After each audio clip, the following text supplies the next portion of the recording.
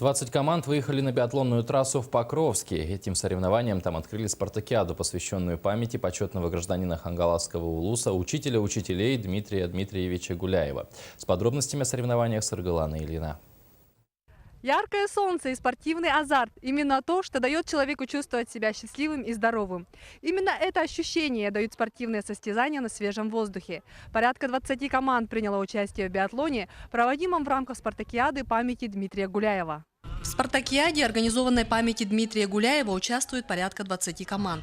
Такой массовости удалось добиться организаторам – администрации города Покровска. Спартакиаду открыло первое соревнование по биатлону.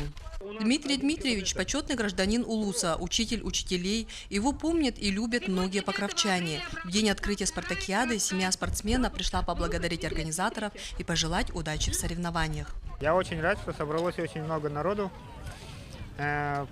Это движение к спорту очень радует. Пусть как можно больше народу участвует в таких соревнованиях. В состав команд вошли сотрудники предприятий Улуса, школ, колледжа. Одна из самых сплоченных молодых команд – команда базальтового завода.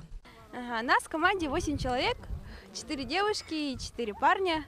Мы все работаем на заводе, у нас инженеры-технологи, участвует инженер по технике безопасности, инженер-эколог участвует, из цеха работники тоже участвуют.